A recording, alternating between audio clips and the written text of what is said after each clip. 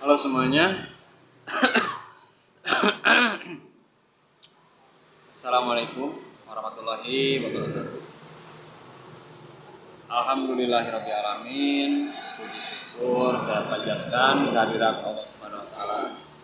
Salawat dan salam selalu tercurah kepada junjungan Nabi besar Muhammad sallallahu alaihi wasallam. Oke, teman-teman yang saya banggakan dan dirahmati Allah. Kali ini saya mau berbagi cerita ya.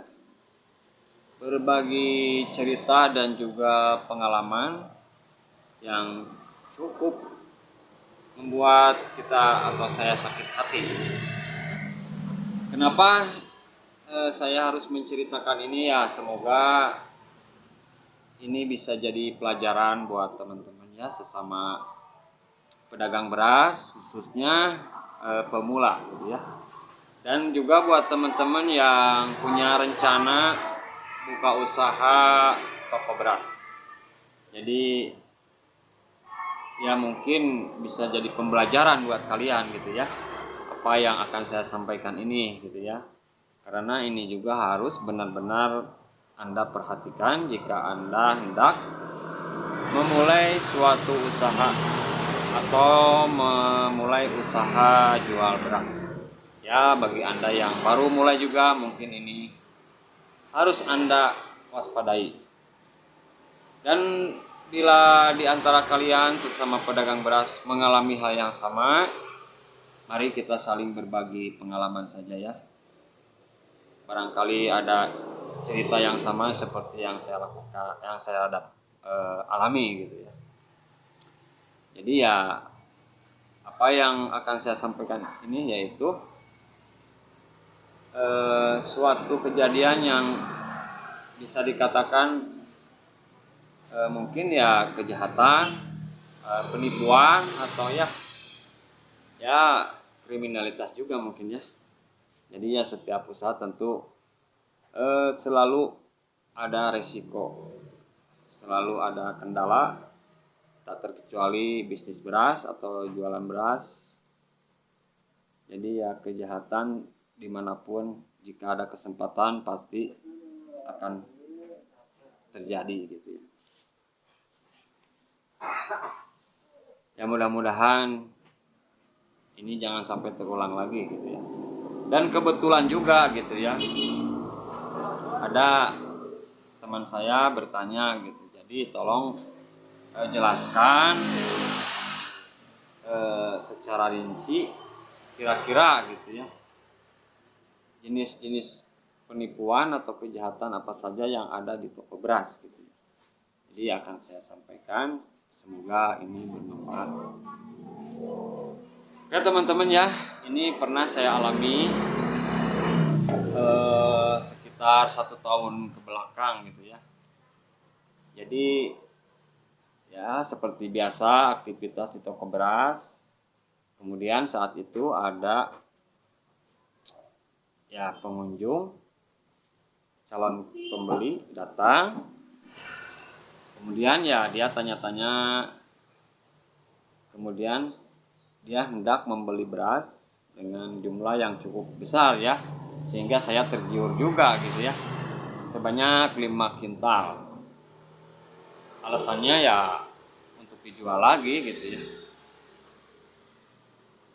Kemudian nggak tahu kenapa pas mau dibayar katanya nanti dibayarnya di rumah. Jadi di rumah si pembeli itu gitu ya, di rumah si penipu itulah. Dan saya juga ya percaya lagi karena saya ikut gitu ya, saya ikut. Nah sesampainya di tempat yang nggak tahu di mana gitu ya, dalam perjalanan kita ngobrol biasa, saya dikasih rokok nih teman-teman ya. Ini katanya rokok dulu, minum. Saya duduk di belakang, dia sama supir di depan, beras paling belakang. Nah setelah itu saya tersadar setelah ada yang negur di lokasinya, nggak tahu di mananya, saya lupa. ada yang negur teman-teman ya. Jadi saya tersadar setelah itu. Jadi ya seolah-olah mungkin itu kehipnotis atau apa ya. Akhirnya berasnya pun laib sebanyak 20 karung. Itu yang pertama.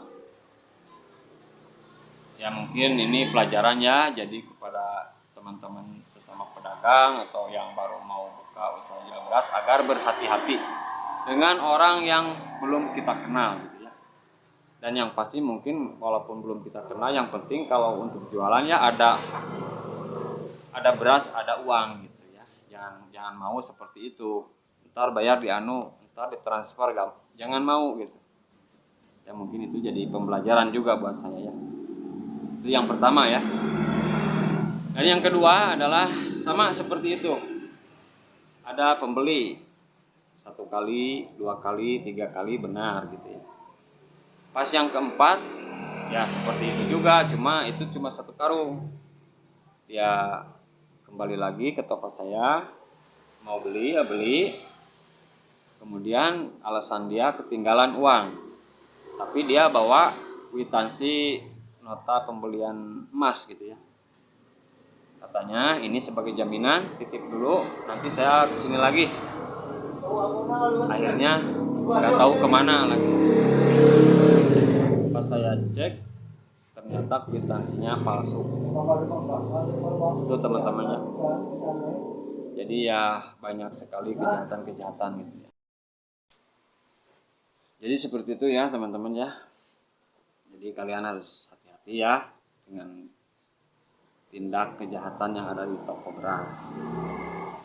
Dan kemudian sekali lagi saya ingatkan buat teman-teman sesama pedagang beras yang khususnya pemula gitu ya. Jangan sekali-kali ngutangin beras, karena itu akan berdampak pada perputaran uang di toko kita. Apalagi modal kita masih terbilang minim gitu ya. Jadi yang mending kita cash-cashan dulu aja gitu ya. Karena ya saya ngalamin juga banyak di sini pelanggan ya. Jadi pas ngutang mah enak. Saya tadinya kasihan, tapi pas ditagih malah terjadi konflik gitu ya. Tapi alhamdulillah ya memang nggak ada sedikit sih uang yang di luar, tapi ya kebanyakan ya udah beres. Cuma ya akhirnya dia gak belanja lagi ke sini. Tapi ya bagi saya gak apa-apalah daripada bikin pusing aja gitu ya. Jadi ya apalagi Anda pemula, jangan sekali-kali ngutangin, mendingan cash aja. Karena ya kita walaupun ya memang terkadang ada gitu ya yang berhutang juga, yang mungkin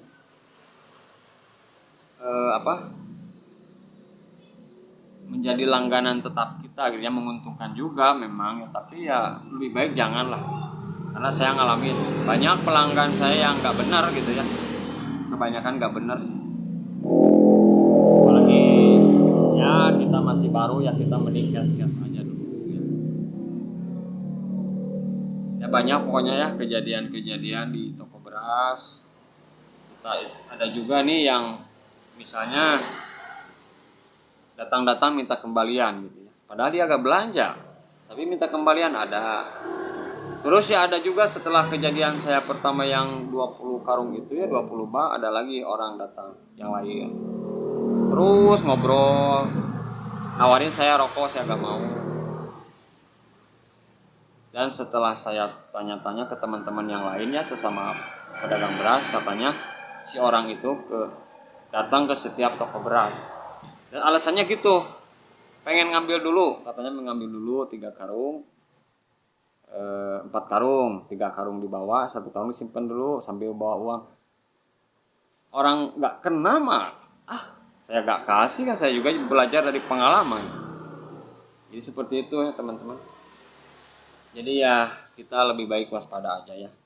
Dan jangan lupa kita selalu berdoa, menyerahkan segala halnya kepada Yang Maha Kuasa. Jadi kita harus banyak-banyak istighfar aja ya sambil berdagang itu gitu ya. Oke teman-teman ya, Ini hanya sepenggal kisah dan cerita, tapi ya mudah-mudahan ini bisa jadi pembelajaran buat kalian sesama pedagang beras, apalagi kalian yang baru memulai usaha jual beras. Saya hanya sekedar sharing aja ya, berbagi pengalaman, berbagi kisah, dan sekaligus ini ada yang menanyakan gitu ya, yang mungkin baru bisa jawab sekarang gitu ya. Semoga ini bermanfaat. Terima kasih atas perhatiannya. Mohon maaf atas kekurangannya. Dan terima kasih pula kepada kalian yang sudah setia menonton channel saya. Terima kasih atas dukungannya. Semoga saya dapat lebih banyak lagi memberikan hal-hal yang bermanfaat, khususnya dunia usaha bisnis keras. Assalamualaikum warahmatullahi wabarakatuh.